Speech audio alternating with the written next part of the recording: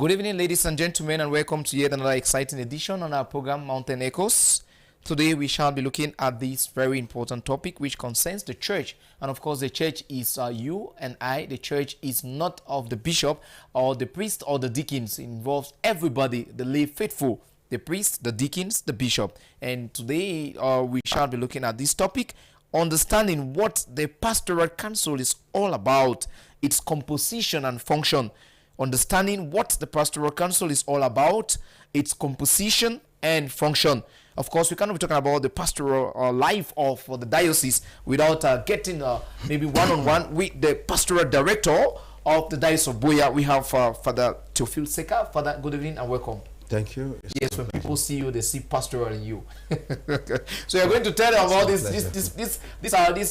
this big name when you hear about pastoral work, pastoral activities in the diocese, how it takes, how it's being organized, who are those involved? Is it just the bishop? Is it just the priest? Is it just the deacons? Or maybe the lay faithful? What are the rules in order to make it to move forward? You're going to tell them all this today, and I'm sure you're prepared for that, Father. I'm going to share what we have.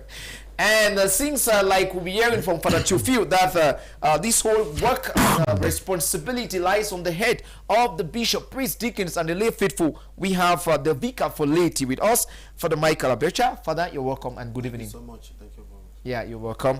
And we shall also be looking at the chairperson of the laity in the Diocese of Boya, Mr. Jeff Bekonge. Daddy, you're welcome. Thank you very much, sir.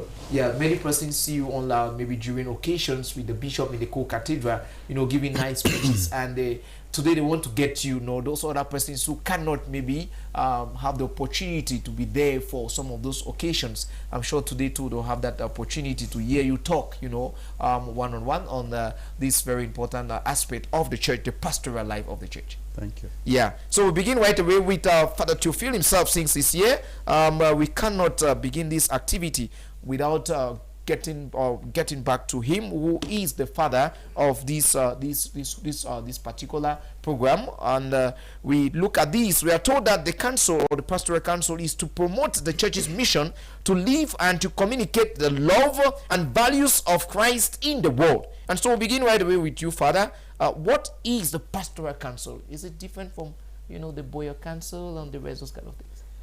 Yes, actually, it is good to understand, first of all, the background. Yeah. So that when we talk about the pastoral council, then we will understand the vision and its goal. Now, the church has always been governed through councils. You can go from the Council of Jerusalem in the New Testament through the early councils of the church to the Second Vatican Council in 1962 to 65. And so the church has also reformed itself through synods. And one of these great synods that happened in the church, especially for Africa, has been the synod on the Church of Africa. And as a fruit of this synod, the Ecclesia in Africa, the church in Africa, Pope St. John Paul II in Yaoundé on the 14th of September 1995 actually signed the post-synodal exhortation Ecclesia in Africa, the church in Africa.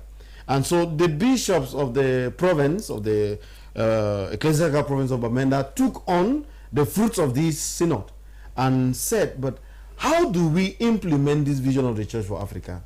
And that is why they set out to formulate statutes that will actually coordinate pastoral work and pastoral councils are in accordance with the tradition of the province and also the canon law. And so this applies from a parish to a deanery and to a diocese. And we know all that Canon 515 tells us about the parish as being a certain portion of the people of God that is carved out by a bishop and entrusted to a proper pastor in the name of a parish priest. We, of course, with a territorial boundary. And so once there is a parish, then a priest or a bishop or a dean is bound to consult the laity, because the church is, like you commented at the beginning, is no more the church of the Pope. It's not the church of the bishops. It's not the church of the priests, nor the deacons, or the consecrated persons, or the laity. It is our church. Christ is the head of the church, and all of us are members. And each member is supposed to play his or her role. And that is exactly the place now of a council. So we come now to the vision of the Second Vatican Council. And just as a reminder, the vision of the First Vatican Council was a pyramidal church. Yeah. The Pope gave instructions and they were followed to the last Christian. Now, with the vision of the Second Vatican Council, the church, with Christ as its head, has all these components around with Christ at the center. So Christ gives the tone and everybody follows. So the Pope does his work as a member of Christ's body. The bishop does same. And this is in accordance, Pope St. John, Pope Paul VI, brought it out clearly in Evangelii Nuntiandi, announcing the gospel, talking about the agents of evangelization. The bishops, the priests, the deacons, the consecrated men and women, and the laity. And we want to talk especially today about the place of the laity. That's why we are talking about pastoral council. Yeah, thank you very much, Father Theophile. I won't let you go unless, not unless you bless me. I'm not like the incident in the Bible. Like I said at the beginning, this council, one of the roles is to promote the church's mission to live and to communicate the love and values of Christ in the world. Yes. These three words, to promote church's mission to live, to communicate the love and values of Christ. In a summary, what do you tell the viewers? What do you tell the Christians? What do you tell the lay faithful in the Diocese of Boya and beyond about this whole thing? Yes, you talked about the goal of the council, made up of this laity. Yeah. And the statutes of the pastoral council say that the pastoral council is actually constituted by a body of delegates, of commissions. What are commissions? Tasks that are supposed to be done in the church to promote that love of Christ, to promote the life of the church, that unity, and are representative of the parish community. And if it's at the level of deanery, they represent the deanery. And if the level of diocese, they represent the diocese. And so they are supposed to foster pastoral life and action in the parish as a family of God. And this has been the focus of Ecclesia in Africa, the church as a family of God. Yeah, thank you very much, Father. Since the chair is here and he has been working with you and the bishop and the lay faithful in the Diocese of Boya, Mr. James, having been the pastoral council at the level of parishes in the Diocese of Boya, someone at the beginning, the herb will say, how do you evaluate the work, the work of these, the persons with whom you've been working all this while in the diocese? Thank you very much, Father. I think by my evaluation, the council has bbeen doing a great job, a marvelous job. We actually came up when the bishop came up on the 2019 when he was appointed. So the council came up, and all along we have been accompanying the bishop to realize his vision. Vision in terms of spirituality, vision in terms of projects, vision in terms of celebration. So they are there. We have a diary in which we have the details of all the members of the pastoral council in the diocese. We have the name and telephone numbers of the president, the vice president, the secretary, the finance chair. So we always have EXCO meetings, we have enlarged meetings given the circumstances. So summarily, I would say the council has been working extremely very hard. We have accompanied the bishop and we are still accompanying him to realize his vision for this diocese. Yeah, thank you very much, Mr. James. We shall be looking this time around or maybe coming to the Vicar for Laity, Father Michael. As Vicar for Laity, how involved is the laity in the life of the local church? How is it? And as an examples, what do you say about that? This group of persons, you've been joining with them, working close hand in gloves with Mr. James for the past, I'm sure, the past 4 years now. How do you evaluate that? Thank you so much, Father Ernest. Without the laity, I don't think the whole role of the importance of the church in its own role will be accomplished. So the laity have the role to play, the priest, the bishop, all coming together in evangelization or one goal for salvation of souls. So the laity have the role to play and have been there. And that's why each council have its own way to play in the pastoral plan and also in the diocese. And that's why the church is not stupid to say that when they say the Lord be with you and with your spirit. I don't think the spirit will say the Lord be with you and he says himself and with you and with your spirit. No. Yeah. the laity response. So the laity have been there, they have a role to play, and of course, the end point is evangelization. One goal, sending people to Christ. Yeah, thank you very much. We come back to the director himself. What is the place of the Diocesan Pastoral Council now? Since we are used to a laity council, what is the place of the Diocesan Pastoral Council? Some words which are a bit new in the Diocese of Boya somehow. Yes, of course. It is important to draw these lines and clarify the concepts, so that all of us, as we prepare for the first ever Diocesan Pastoral Council, which is slated for the 4th of November 2023 at the Bishop Pius Our Memorial Pastoral Center at 10 o'clock, it is good to set the spirits right and the perspectives, you know. And you're asking for the place of the Pastoral Council. If you go, like we actually started talking about the spirit of the post-synodal exhortation ecclesia in Africa, talking about the place of the laity, you will see that in each diocese, insofar as the pastoral circumstances suggest, a pastoral council is supposed to be established with its functions under the authority of a bishop. And why the appellation the first ever pastoral council? Because when we go back memory lane, there have never been a pastoral council, Diocesan Pastoral Council, from inception from 1950 in the Diocese of Boya. And so we have had instances and institutions that have played the role of this council. And that is why this Canon 511 states out clearly that it is left to the bishop to study and to weigh those matters which concern pastoral work in his diocese and to propose practical conclusions, of course, to the bishop as an advice. So that pastoral council is important.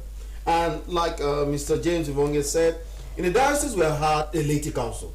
So the laity council has been an advisory body that when the bishop came in, since his appointment 2019, had put together this body that advised him, that put together this body that collaborated with him, and like he said, they stood by him with his vision, spiritual, and material growth of the diocese. And so it is important that we understand that we cannot function without the pastoral council. And if the pastoral council exists at the level of the family, even at the level of the SCCs, at the level of the mission stations and parishes and deaneries, I think it is right and fitting that we conclude the cycle. Yes, so where is the point, or maybe where is their meeting point, and there may be kind of a departure, since maybe something new to the Diocese of Boya? Yes, since we had never before had a pastoral council, you realize the laity council played a double role. That of advising the bishop on certain matters, but also taking on board what had to be done by a pastoral council. And that's why he said they did a marvelous job. And I think everybody should be able to realize that this group, this task force, they actually realized that vision. And so we are very grateful that in the absence of a pastoral council, the laity council that was led by Mr. James Vivonge, in fact, played this role in such a way that no one even realized that there was no pastoral council in the Diocese of Boya. However, in its composition and in its function, we must actually realize that the pastoral council is pastoral council and the laity council is a laity council. That's an advisory body to the bishop. Yeah, thank you very much for that. We are told that the pastoral council also is a consultative body in the diocese and parishes of the Catholic Church that serves to advise the parish priest or bishop about pastoral issues. The council's main purpose is to investigate and reflect and to reach conclusions about pastoral matters to recommend to the parish priest or the bishops as appropriate. How is it going to be done? Since is something new in diocese, how are they going to put this in place? No, what is new is that there has never been a diocesan council. Yeah, but we have had pastoral councils at the level of SCCs, mission stations, parishes, and I'm sure we got a difficulty hooking up with the deanery. But I think now we have deanery councils, and eventually we're going to have a diocesan council. But what is important is also, and worthy of note, is to see that the role of the pastoral council is actually pastoral, and the first role is the implementation of the provincial pastoral plan. That's the first role. And second, they're supposed to promote and foster among all parishioners that experience of living as a family, which is fundamental. They are supposed to elaborate the provincial plan, according to the annual plan of the diocese, and make sure that every program that helps to facilitate the realization of the goal, which is evangelization, like Father Mike said, that each Christian is converted, convinced, and committed. That's actually their goal. And also to promote collaborative ministries. And that's why it is always a sad reality when you start hearing parish councils fight their parish priests. You wonder, do they really understand their role?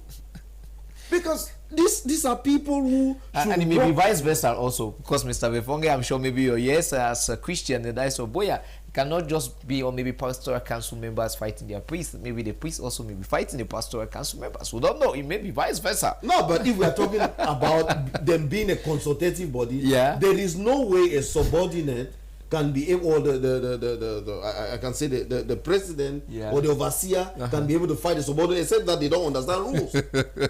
Let me just come in. Okay, Daddy, Because you were saying that the council is supposed to be an advisory body to the parish priest. Indeed, the parish priest is supposed to be the chairperson, the president of the council.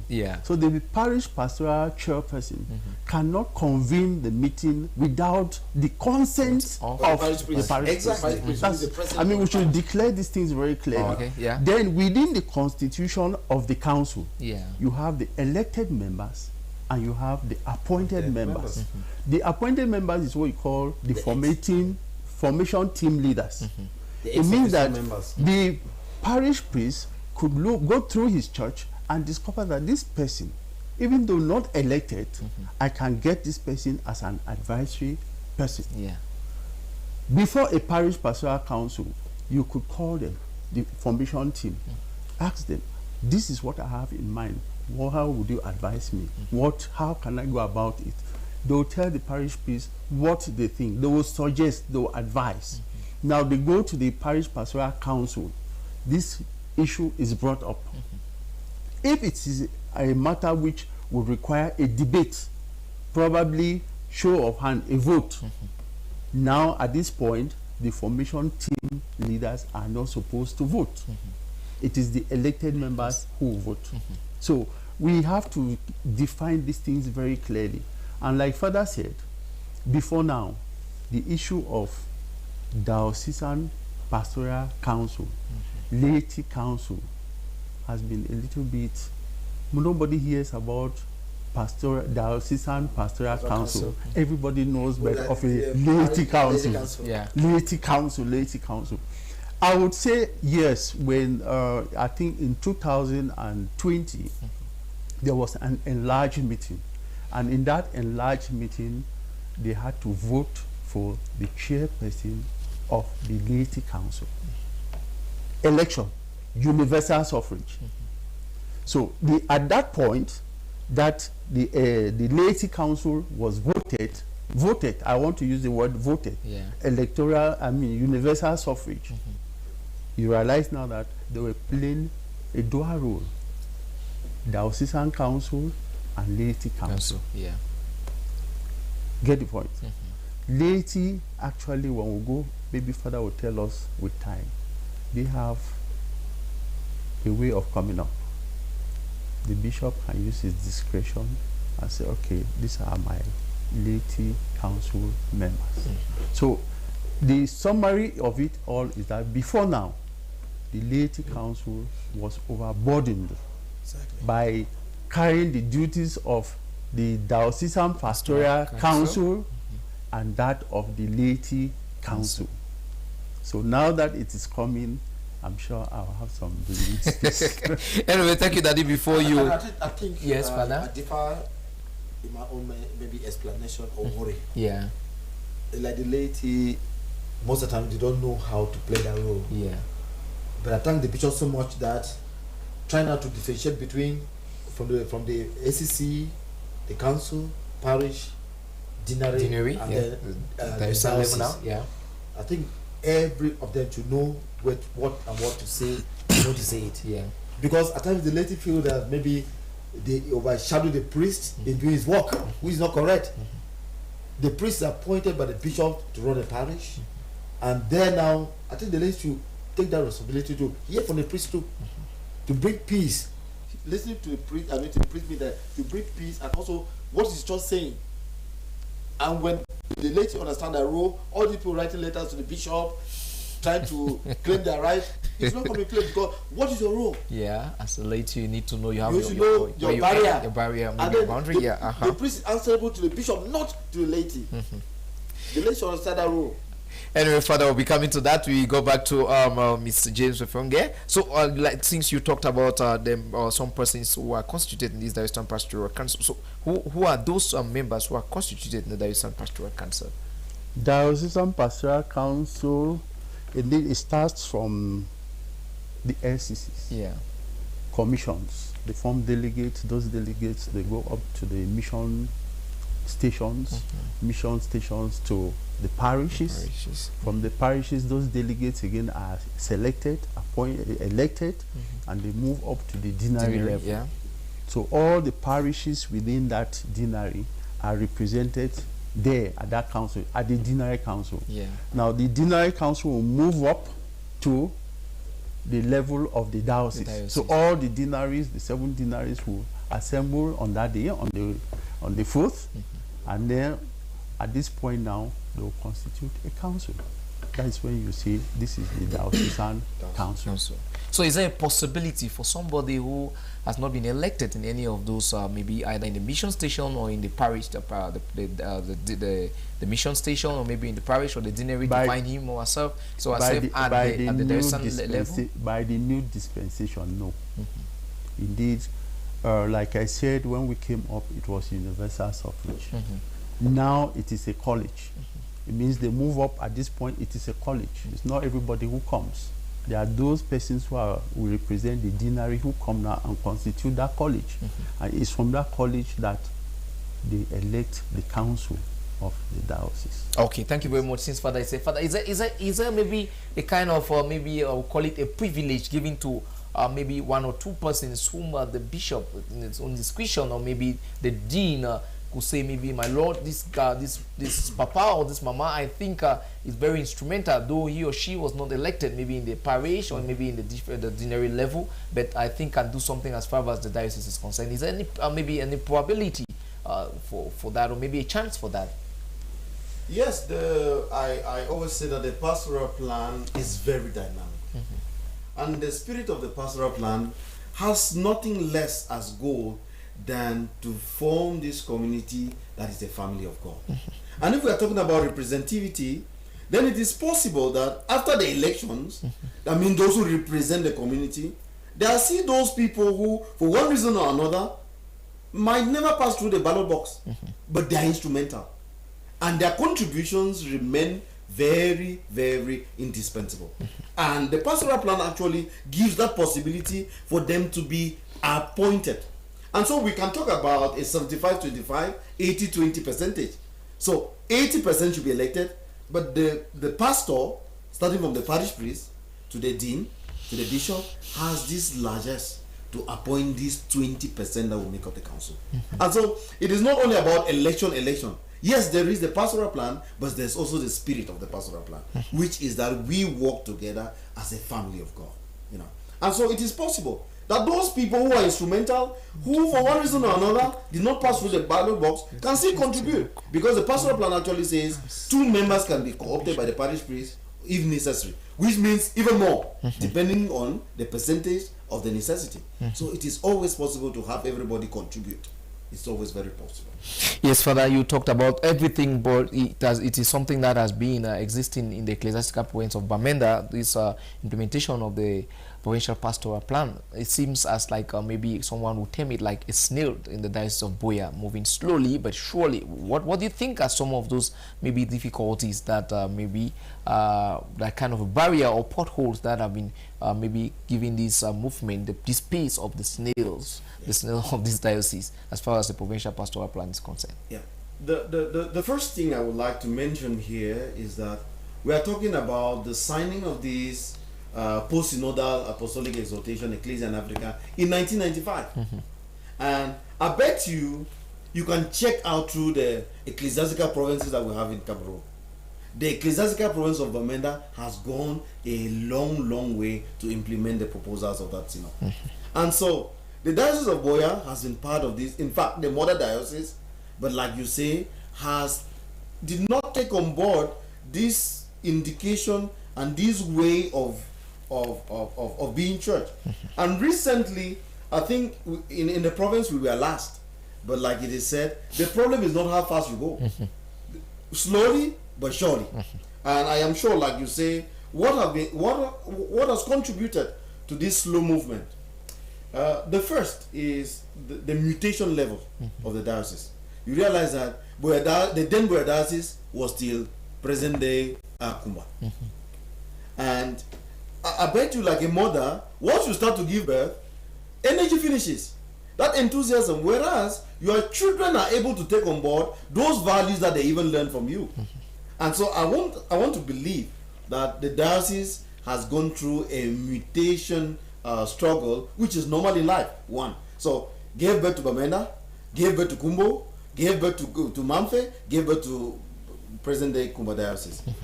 Secondly, it could also be that the giving birth took away those very strong children who could be able to work so hard to make sure that we implement. And I think being patient, the province has been quite patient. And I think that now the mother, in fact the grandmother, the great-great-grandmother has taken on board those values that she proposed to her children, which I think is not bad. We are going slowly but surely. What is important is that we are joining the race. We'll get there. Yeah, thank you very much, Father. This time around to Mr. Vefonge. According to you, do the laity, since you've been working with the laity in the Diocese of Boya, do they take up their roles or their tasks as far as the work of the church is concerned, or they still look as if it's some maybe responsibility of the bishop or and the priest? For this time you've been working with them. I should say they have taken up their responsibility fully. And like I would add is the fact that the laity and the pastoral council were all like combined. So they were doing that combined, taking up that combined responsibility. And at no one time would I think that the responsibility was left in the hands of the bishop alone, because at any given time we have to consult, we have to discuss, and at that point that's when a decision is taken for implementation. So in terms of working with the bishop, working with the priest, the laity has been actually working in synergy with the bishop and the priest. And one of the things I want to say here is the fact that I, as the laity chair, I made it very clear, define it clearly. On no account should I hear that the laity is in confrontation with a priest. If you have a complaint, no doubt you can have a complaint, a legitimate complaint, channel it to the appropriate quarter. You can tell the dean, you can tell the bishop, there is the chancellor. There are areas that you can vent out your grievances, but not that direct confrontation that you sit in a meeting, you are insulting the priest. No, that's wrong. Because I see the Christians as the students and the priest as the teacher. So by the time the students start insulting his teacher, the priest, then there is no forum again for dialogue between the two. So I have stood firm, and I want to see here and very clearly that there are areas that I've intervened and I've asked the parish chairperson to step down in order to bring peace in that place. So it's very clear. So we have been in synergy with the priests and with the bishop. And you see that what is popular here is the laity council. The issue of pastoral council is new. It's new. It's something, and everybody is like waiting to see how is this going to look like? How is it going to be? The thing is that even Jesus Christ says that the harvest is rich, Yeah. the laborers have few. And he told his disciples that pray. Yeah. So the Lord of harvest will send laborers. Born laborers. So the laborers now, they should be schooled in doing the work. Yeah. You can't just come in because you are laity and they overshadow someone who have been trained, Yeah. formed, consecrated, ordained Yeah. to do this work. We are supposed to be in collaboration. Yes, Yeah. collaboration means in the sense that if not so, maybe the bishop will find it so difficult to rule his diocese. So the laity, of course, they have a role to play in the diocese, but some of them are going ahead of time. They have to relax and see what's the vision of the bishop. Because they know how the bishop can call him without calling me and ask us to do this and we'll do that. So you see, when there's collaboration aimed to one goal, the success is great. Yeah. And that's why you see the laity presently now, things are moving. Things are moving. Thank you. Yes, I think that maybe you might have encountered some difficulties also working with them for, you know, these years all over in the diocese. Yeah. What the encounter we had as challenges are power tools for parishes. Yeah. Whereby maybe the laity chairperson feels that maybe he's too old, the priest is younger, and then he wants to suppress the priest to make, maybe he's a rich man, or maybe has stayed in the church for a long time, and then trying to say that this priest is a small boy who just came out from the seminary, just appointed parish priest, say, young man, wait, we have been there before you. So some of the challenges, as he said, he calls the chairperson and said, listen, these are holy people, consecrated, ordained. We're supposed to learn from them. Now undergo the studies and all this. So the challenges are there. And whereby the laity, maybe some of them, especially in diocesan occasions, whereby we try to mobilize, we try to put things together for them to come. Some will not go to hear what the bishop is saying and what is the update on the diocese. And they go back to the parishes without attending some meetings and then they're arguing with the priest. That's not done. That's not done. That's not done. So all these things bring complications that are challenges that make the priest to have conflict with the laity. Then the question of who is doing the right thing, is it the priest or the laity? I would also want to say these challenges have been minimized because of the frequent meetings we have been having. Yeah. Because sometimes these parishes, they also have problems because the meetings, they drag for too long. Too long, yeah. Because when you hold a meeting, the people have the opportunity to vent out. Once somebody has vented out, it's okay. I mean, the person has no capacity again to be challenging you. But when you keep a pastoral council for 1 year, no pastoral council, tendency, you know that church is an explosive church. Yeah, and someday will explode. Yeah, so how often are they supposed to have the pastoral council meetings? Maybe generally as often. If need be. Yes, if the ESCO can meet. Yeah. If need be, the ESCO can meet. But with the pastoral, how they call it? Implementation of pastoral, yeah. Because involving a large meeting, but if need be, maybe in the parish, maybe executive can meet, the ESCO can meet, maybe try to dialogue one or two things. You take the case. You take the case of the diocese at the level of the diocese. We often, 3-4 times we have, and when there's an important event coming, we have to hold a meeting. We hear the views of the other person, because you might be thinking that white is good, whereas somebody is giving the suggestion that brown is better. And by the time you discuss with the person, you discover that that person has a better point, yeah, that you have, right? Secondly, at the end of each year, the bishop in place calls for a meeting. We have a mass. After the mass, consultation. Then we have a common meal.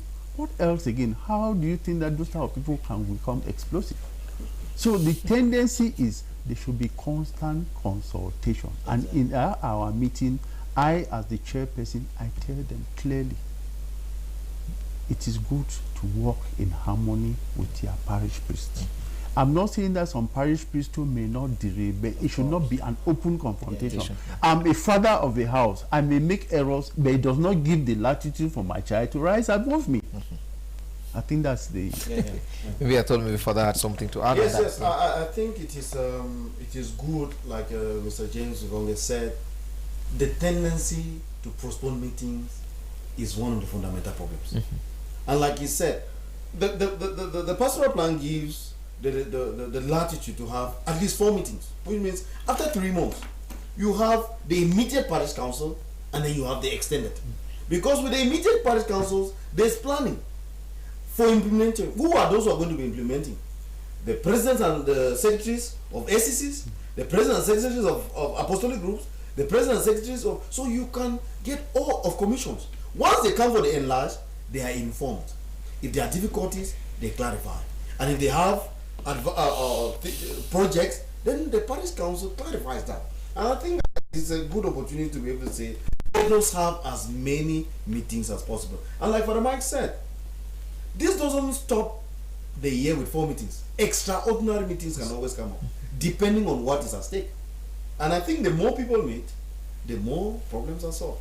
And so it is good for us to, especially with the upcoming economy and pastoral week that is going to be in January, the 4th week of January. Let us prepare well, plan, and once there is planning, there is bound to be success. Thank you very much. We get back to the vicar for laity, Father Michael. What do you recommend, therefore, for anybody in leadership in the church, the lay people? What do you tell them? The first recommendation is maybe you're ready to serve. Yeah. To serve and to be sincere. And what's your vision? If all these three things come together, you see that your own position as the laity, it will work. But you go there with a selfish interest to have popularity, it will not work. So coming together, maybe trying to form the council of the laity or the pastoral council of the laity, it tells that you must work with the vision of the bishop, in the sense that what is the bishop telling us and what is his own vision. And the vision entails that we want the diocese to grow. And that's why since the reception from 2019, there are a lot of changes. The pastoral council, the cathedral, so many parishes are building presbytery and churches and the bishop monitor all these things now. So you as a laity person coming out with a diverse maybe interest or vision, it cannot work. So first of all, you must be involved. We're all in one boat, involved to move ahead. Yes, and that pastoral plan now, implementation now, gives a peaceful way of working. That's my own way of analyzing that. Yeah, thank you very much for the Michael. The chair also have one or two things to say as far as that's concerned. What do you recommend for those persons who are coming up on board, to work with you to see how the diocese move from strength to strength? As a matter of fact, one of the strongest recommendations I'll give is the fact that if you are working for the church, you keep the element of money aside. Because sometimes when you go to parishes, the fight has always been finances. That is the center. So my recommendation is that once you are given a responsibility of leadership, you should not see it as a position of authority. You should see it as a position of responsibility. Yeah. Once you do that, then humility comes in. Now, even if for any reason you find yourself becoming popular, one of the things you should pray for is that it should not enter your brains. Arrogance. It shouldn't enter your brains, because that is where those are the things you must guard against. So I would think that those are the areas people should guard against. And one thing which I would add is the fact that in a few cases I've seen, you find the parish pastoral council, maybe one of the members there, trying to secure the project. A parish pastoral chairperson has nothing to do with the execution of projects. If you have to build something, you get the technician, all of you sit. You don't say, it is my contract. Contract as who?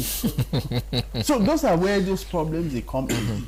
Once you get the appropriate technician and all of you agree, and he brings his pro forma, and it's all of us we accept it, then all of us we follow the execution. So my simple message would be that of humility, and see a post as a post of responsibility and not a post of authority. Yeah. Thank you very much, Mr. James. I'm sure Father is going to maybe highlight some things again as far as the pastoral council, the Eastern Pastoral Council, the coming up of it is concerned. Can you please just tell the viewers a little about the functions and role and responsibility? Though those things will be highlighted boldly or broadly during the meeting on Saturday. Yes, I think from our parishes we already know what pastoral councils are. From our deaneries, a new idea that we are struggling to implement. But it is important, like on 512, paragraph 1 says, who are those who make up this council? Especially the Diocese Council. Members of Christ Faithful, so it is for sure they are going to be related. And they must be in full communion. Which means that if I live in an irregular state, it could be cohabitation.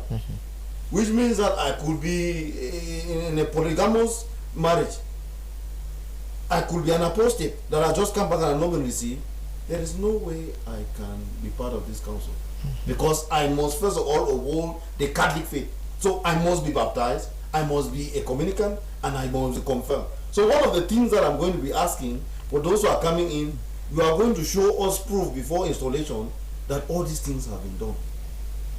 We will elect you since you don't. I don't want to ask you to bring your baptism cards, but just know that there is going to be follow-up to make sure that all these things are clear.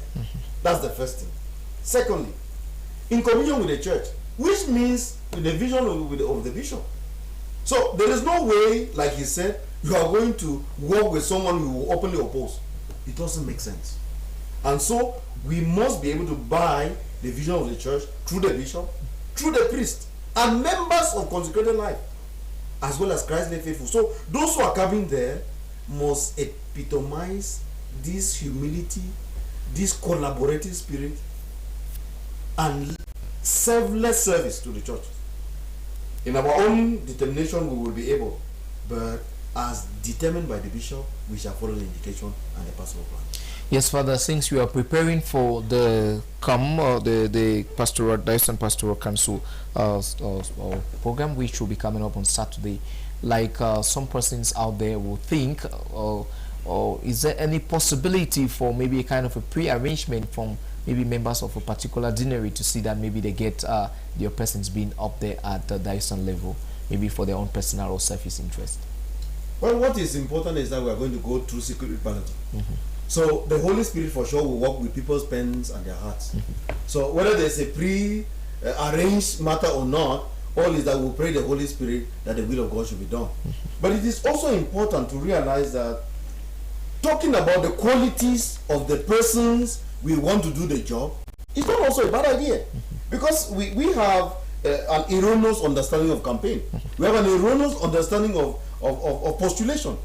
It means that I can postulate myself, say, Theophile, I hope to be able to do this if I'm given this service. So, but above all, it should be selfless service. And since we're going to go through secret balloting, I trust that God does not permit or allow what he doesn't design. Yes, so is there a possibility during that session on Saturday, the full, maybe for somebody, maybe after the secret ballots and everything put in place for the person to decline at the end of the day? Yes, when you would decline, then you will give us the reasons for which you decline.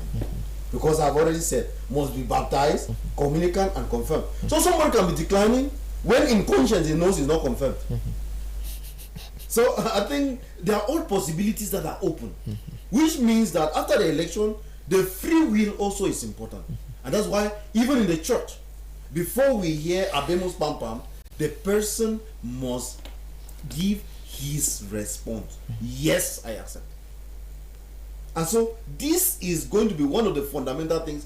After each election, we will ask the person concerned, do you accept to take on this responsibility in the church? Yes, I will. Yes, I accept.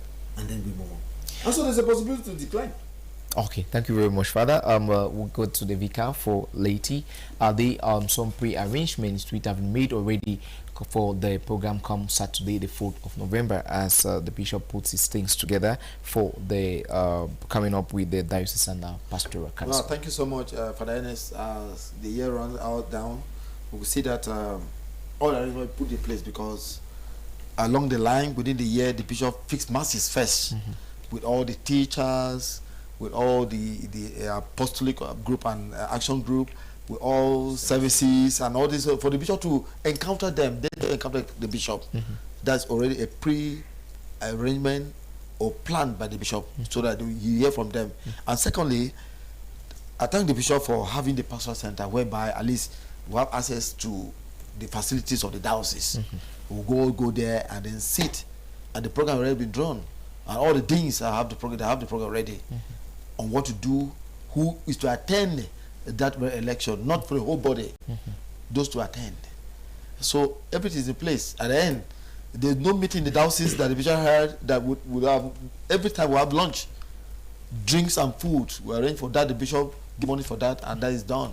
So you see, coming together on that 4th, the program is already there, going to start by 10 a.m. and going to finish. It's not just a floating program. So my prayer is that those coming now, they should be ready to serve, because this is the first its own implementation of that in the diocese as diocesan pastoral council. And then coming down, of course, there and there their role will be defined. As the church said that before, like the late were doing two things that's supposed to be done within two persons. That is the laity and the pastoral council. That's some pastoral council. But now they know the role to play. As I said, they have one vision to make the diocese grow stronger, and then laity feel their own impact in running this race of evangelization. Not only the priest, not only the bishop, not only the pope. So on that day, already the program is out. I will try by all means that all the things they already have it now already. The parish priest to know who to attend. We don't have anything like observers. No, everybody going there has a role to play. It's not a crowded day, but of course, at the end of the day, everyone will know that we have done and we have elected members of the Diocesan Pastoral Council, and they begin to function immediately. We have a lot of activities that are programmed for the year, and of course, ahead, we're planning to celebrate the 75 years of the Diocesan of Boya, and they have a role to play. And most of them are in the committees already. So pray that the Holy Spirit work, so those who are appointed or not even appointed, elected, they're ready to work, and then the work now becomes so simple, diversify for the common good of the church. Thank you. Yeah, thank you very much, Father. Father Chufi, you're going to tell us the program, tell us a little or more about to unveil the program on the 4th of November, that is Saturday, the first ever Diocesan Pastoral Council in the Diocese of Boya as the director. Please just maybe share light so that those who are coming will maybe have one or two things in mind before not blank coming as a blank sheet. Yeah. I think all members of Christ Faithful are going to be represented. But of course, the president of this council is going to be the bishop. So we'll start by arrival at 10 a.m. prompt. And once this is confirmed, then we will go straight into elections. And who are those who are going to take part? The members of the deanery councils that have been elected and are come to represent their deaneries. And once they reach and we confirm their profiles, then we go straight into prayer and voting, secret balloting.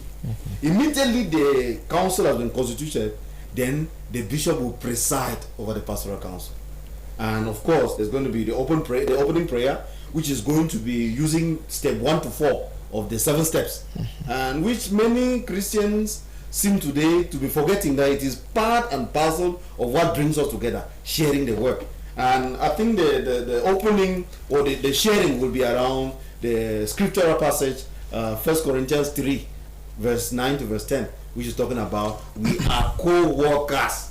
We are co-workers. And we'll share around that.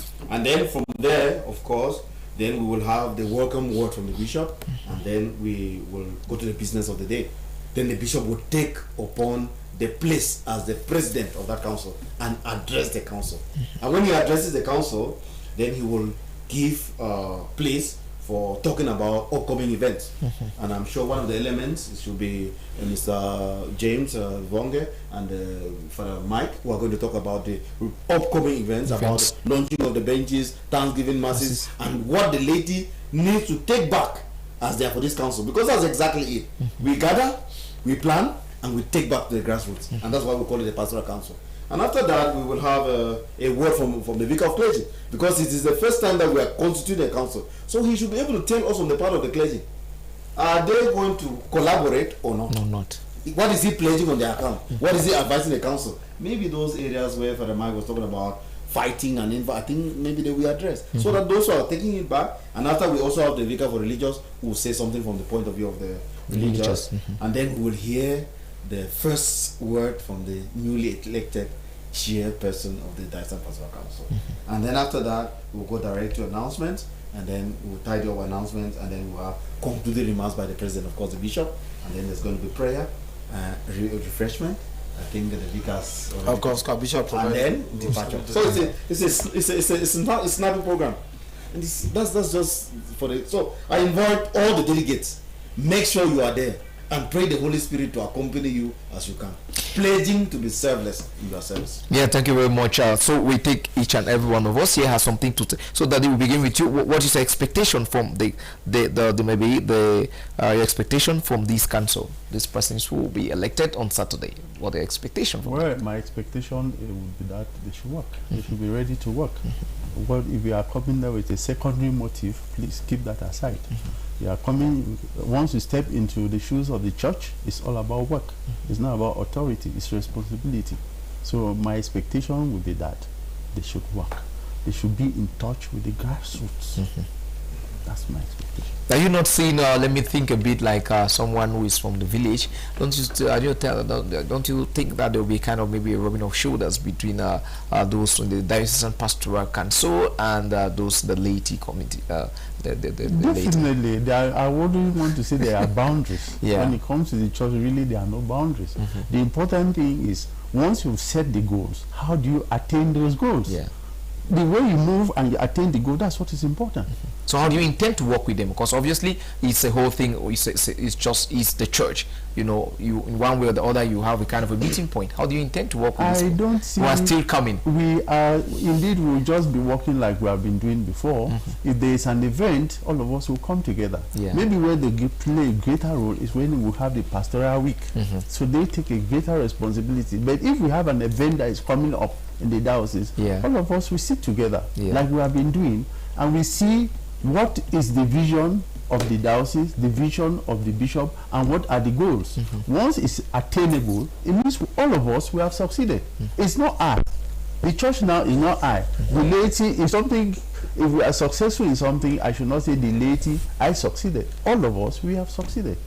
I think that's my... Thank you very much. And Father Mike, what are your expectations from these ladies and gentlemen who will be elected come Saturday the 4th of November? On my part, I think the body will be lessened in the sense that to sensitize the Christians, the lay faithful, coming up with the pastoral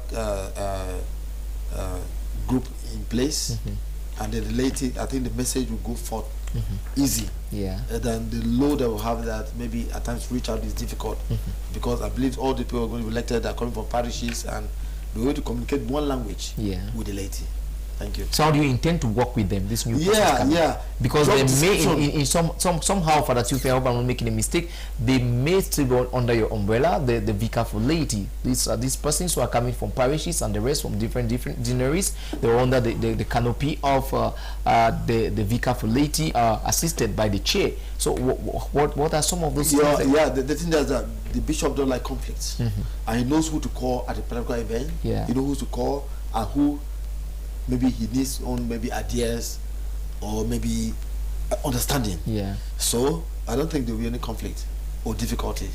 If everybody knows the role to play, we shall all work together. As I said, the work will be simplified. Thank you very much that you feel. What do you think about that? What are the expectations from these ladies and gentlemen who will be coming from different parishes and different deaneries to make up the diocesan pastoral council? My prayer and wish is, first of all, that they be really people who represent where they're coming from. Because representativity is what is going to count. So that the message can move from top to bottom. But if this is not done, and we did not follow due process, it will just be bringing people together who will never carry information back to their grassroots. And you know exactly what I'm talking about when it comes to parliamentary or works and how it works. So once you don't touch the grassroots, then you know information never crosses. So my prayer and wish, first of all, is that they be coming from really where they represent. And secondly, that they pledge to serve this church in this mandate that will be given to them. Because it is the first ever, which means that they are going to be pace setters. So my prayer for them, and I'm sure they're praying for themselves, is that they will be available to be used by the Holy Spirit and in collaboration with the bishop and the members of Christ Faithful, with the clergy, to build this church. That's my prayer and wish for them. So what do you have for the priest? Of course, these persons are still to work with the priest, and they're coming out from parishes where the parishes are being headed by parish priests or maybe assistant parish priests. What do you have for the priest as far as working alongside with these persons who will be elected come Saturday the 4th? I remain very grateful to all parish priests and priests who work in our parishes. They go through a lot and they sacrifice a lot for the sake of the good news. And like we said, it is not the church of the priest. It is not the church of the bishop. It is the church of us all. The priest has his place, the laity, they have their place, the bishop has his place. And if we do collaborative ministry, I am sure this work of evangelization will grow from strength to strength. And so I thank the priest very much for that collaboration. And I know and I understand. Of course, talking about this implementation of the pastoral plan is a nightmare to some people. I know. But like I said, bit by bit we will arrive. And I thank them for their collaboration. I thank them for their goodwill. And the pastoral office has always been available to give that assistance, that coaching, and that encouragement from behind, so that all of us we will live according to the vision of the pastoral plan, which has nothing else than the church as family of God and the church. That's the original church. The original way of being church is the pastoral plan. Yes, Father, looking at the nice book here, it is no news to us that each of those persons who are working in the pastoral PPC in the various parishes and the general level, and maybe come this time around, the diocese level, are supposed to own copies of the pastoral plan, the Bamenda Ecclesiastic. Maybe it is important also to show them, because we are talking So about pastoral plan. Yeah. Maybe So how do they maybe lay their hands on this, and how much does it cost? Yes, I think it is a single unit price of 1,000 is available. Yeah. And you get in contact with your parish priest, they'll call the office, and their copy is always available. And I think if I get it right, it is time to read it. First of all, to own it, read it, and leave it. So we have to own a pastoral plan, a copy of a pastoral plan. We read it. Yes. And no, first of all, own it. You own it. Yes. Read it. And then you leave it. You make it part and parcel of your life. So what are you telling this? Maybe we go to the various parishes. They just did their elections from the mission station to the parish, at the parish level and the deanery level. I think maybe all those who are involved in the PPC in the various parishes, it is a reminder to them, maybe via their parish priest, that each and everybody is supposed to buy a copy, own the copy, and then to Elected at the level of the deanery who will come on Saturday, who don't represent themselves in the parish. Yeah. That's dangerous. Yeah, so I was asking for Therefore, there should be a link. There should be a link. So at the level of the deanery that you are coming, you should be able to trace you back to maybe from this particular parish, from this particular mission station, this commission or this to come up. Yeah. So let's guard against some of this. I'm just walking by the. Yeah. So I'm sure the pastoral director is working on that. Yes, it's very clear. Yeah. You have your CV that we are checking. What is your commission? I belong to this commission. What's your SCC to be sure you are coming from the grassroots? What's your mission station in case you have your parish? Then your position in your parish before you are elected at the deanery, because there is no way you are going to appear from the air. So once we check out and we are sure, then the only thing that remains is your baptism card to confirm that you are really baptized, you are a communicant, and that you are confirmed, which we will follow that after. But if you can bring your baptism card, I think it will help us more, so that we are sure of what we are seeing. Thank you very much for that. I think I just have some few highlights to viewers who are watching this program. Yeah. The lady especially, I think, first of all, I would like them to understand the vision of the bishop, his vision, and what the vision of the parish priest. Because if all the priests know the vision of the bishop, and then the laity know the vision of the priest, we will work together. So our own interest is that Boyadansu should be built, solidify, and we're on. So nobody suffers because of ignorance. So my own advice is that I think some are sleeping, some are just attackers, some are just there to make this spoil, and they give a big name to the diocese, to the bishop, and even the priest. Let us put our hands on deck with good interest and focus to build the diocese. Yeah, thank you very much for the Vicar for laity. Father Chofil, there is no news like that. They said there are some particular commissions which you always want to see people interested, maybe to put your hands on it. I'm sure maybe there are some things put together to ensure that some of those commissions too on Saturday they will put the right persons on those right place, like you said, praying? What are some of those things that you put together to ensure that maybe things will be, you know, maintained and followed the right way? Yes. One of the things and the difficulty has been able to get commissions passed from parishes to deaneries so that they can be represented tomorrow. Some parishes, for one reason or another, did not take it on board, which will mean that we will check out but I think for this election, I just said, let's leave issue of commission first. Let's have representativity from the presidents and secretaries of all prayer and action groups at national level. We want to have them in that council. Let them come and hear the vision of the bishop, like Mike said. Because sometimes it is possible to operate as if we are separate entities in the same diocese, where what bishop gives as the pastoral vision doesn't concern prayer and action groups. And that is why he was encouraging everybody to put their hands on deck. Let us build this diocese. And so tomorrow, for the elections, 4th of November, simply the delegates from the deaneries are those who will make part of the electoral college. The presidents and secretaries of prayer and action groups are going to be part of the pastoral council. So we have all the deans, we have the vicars, and we are inviting everybody to be on board. Let this council be immemorial. Let it be something that is fun. Is the pacemaker. So let us come together and see how to support our bishop in order to implement this pastoral plan. And I think it has nothing that we grow as a family. Yeah, thank you very much for that you feel. And this time around to Mr. James Wefonge, the chair for the laity. Or maybe last words to the viewers of DMRTV as far as the topic of today's edition is concerned, and the preparations that are put together for come Saturday the 4th of November 2023 at the Pastoral Center. We are looking forward to Saturday the 4th to see who are those who will be coming on board. And if at all they come, my message would be that all of us should rally behind the bishop in one chorus so that we can achieve his vision. That's my word. Yeah, Father Mike. Yeah. Maybe last words to the viewers and those who are putting their things together, because it's something new in the diocese, like we all of us said at the beginning. Everybody is having kind of high expectations. Who are those who will be elected, you know, to be as the pioneer members of there's some pastoral council in the diocese of Boya. You know, everybody's like, let me be praying and see. So what are you telling these persons already? Because they have maybe that group of persons already who are maybe team members of this particular team where they are going to elect. What are you telling them? What are you telling them already? The rest have been set in place already, beginning from the SCCs, the parish, deanery now to the diocese. And the challenges is that we have a lot to do. Yeah. And then we're looking forward to see who comes on board to work.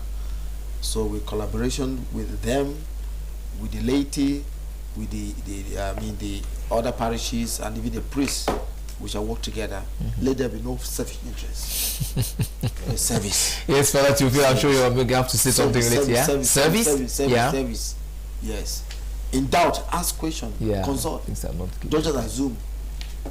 Yes. So I think we are praying for them for that day to be a success, for us to bring this on board and see how we can work together, because there's a lot to be done in the diocese. And since all these things, if they're in place now, I think the bishop will rest a bit, because so many things that they need to be done in the diocese that the bishop just need to make a phone call to the pastoral chairperson, the assistant chairperson, or the chair of the laity, or the vicar lady, or vicar for clergy or religious, or the deans, for them to put this in place. They're him rather allowed to put this in place for the diocese. So my own prayer is that let that day be a success, and also let us put people who are ready to work with humility. Not those who are looking for them that are telling us in America they cannot come for meetings. Want those who are available. Yeah, availability is very important. Yeah, in our own work for the church. Yeah. Thank you. Thank you very much. And to the pastoral director himself, Father Mike made mention of the fact of availability, and that those who are coming for service, and repeated service for more than 5 times. You know, not selfish, you know, all of them SS, but then he prefers that of the first S, which is service, and not the other one, which is selfishness. So what were the last words that you have for our viewers and those who are preparing to come up on Saturday the 4th of November? Yeah, my last words are those of gratitude, first of all, to all pastoral agents and all people of God in the Diocese of Boya for welcoming the idea of the bishop through his circular to renew our pastoral councils. And from the feedback from the parishes and deaneries, I think everybody had their hands on deck. And so I wish to take this opportunity to thank everyone for having embraced this message. And secondly, to congratulate all those who through elections have been voted into posts of responsibilities at all levels. To congratulate them, but to also tell them that work has just begun. Thank you very much, Father, for being with us as a pastoral director of the diocese. Father, Facebook, Divine Mercy Radio Television, YouTube. Comment, like, and share. Divine Mercy Radio Television.